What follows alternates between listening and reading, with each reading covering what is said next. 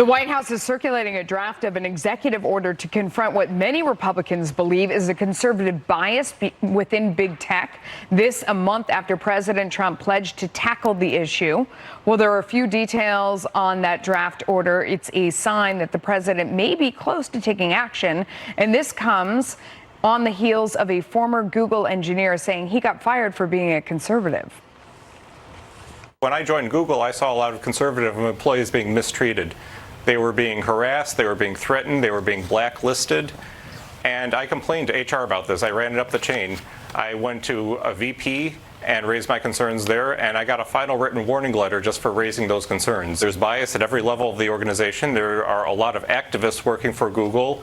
The group think there is extremely strong, and if you disagree with it just one iota, they will go after you. I think President Trump needs to know that there are a lot of potential whistleblowers in these companies, and they will speak up if they know that he has their back. The president pledged to look into taking action against Silicon Valley during a social media event at the White House last month. Watch this. We hope to see transparency, more accountability, and more freedom. That's on both sides. This is not, I am not speaking for our side, assuming we're all, I don't even know if you're on our side. You could be some of the most liberal people in the world in this audience, and that's okay. I don't care. But we're talking about for everybody. Big tech must not censor the voices of the American people. Chris, what do you think about this? I mean, it's a difficult issue to tackle without becoming a censor of some type. I mean, I don't know. How do you address it? You know, it is, but at the same time, we can't allow tech billionaires to turn this into some sort of 1984. And think about this for a second. You look at what happened with Mitch McConnell, in which Massacre Mitch trended for a full day. Twitter did nothing at all about it. And then McConnell's team tweets out a video of someone standing in front of his house threatening to stab Mitch McConnell in the heart, and they get banned. His site gets banned. And I give credit to Kevin McLaughlin, who's the executive director of the NRSC, who shut down all their advertising on Twitter and said, we will not do this anymore. We will not spend any more money. But think of Fox all of a sudden, because of Joaquin Castro's comments and his tweeting out, said, we will not take any more comments from the Castro brothers. You will not come on. You will not have anything else to say. We'll give you no coverage, which is equivalent of Twitter's done. The FCC would come down on Fox with a ton of bricks. And it is what they are being allowed to do is control the debate, and it has gone too far, and something has to be done. And they have clearly abdicated their ability or their responsibility to regulate themselves. And so you need some sort of an FCC type organization that has authority over them. And I think that's the next step we have to do. Or you have to get off Twitter. You can get up. Well, are you talking to President Trump? But it's he not just does Twitter, just to be fine clear. on Twitter. It's also Google, it's also Facebook. But that shouldn't be the choice, right? It's either I have to give up all social media, or because I'm a conservative, I'm going to get banned from these platforms just because of my beliefs.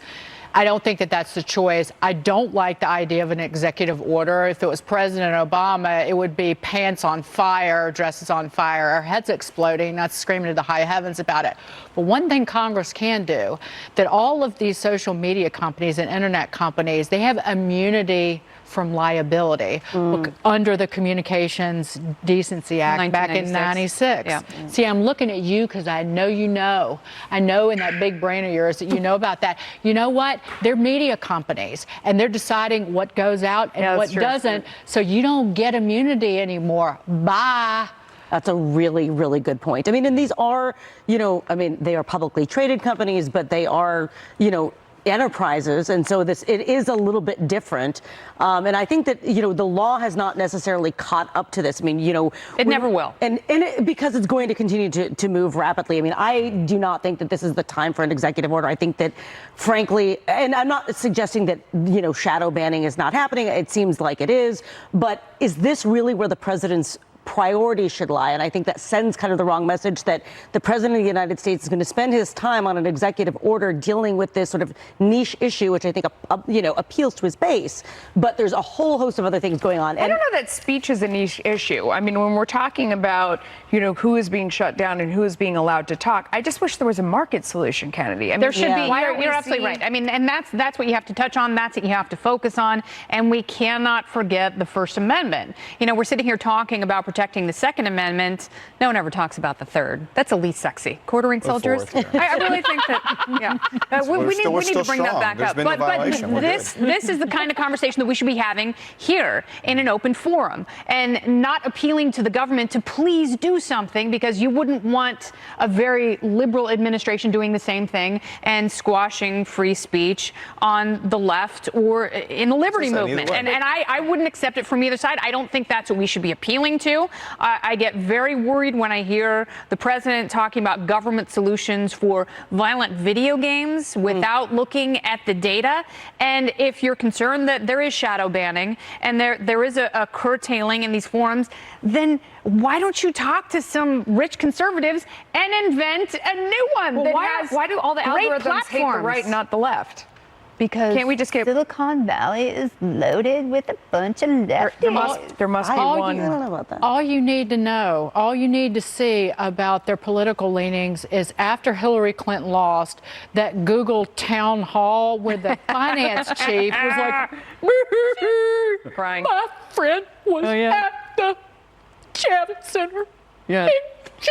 I'm imitating her badly, but I mean, again, you don't cry over a presidential candidate losing, Well, even if it's your own mother. Well, all right.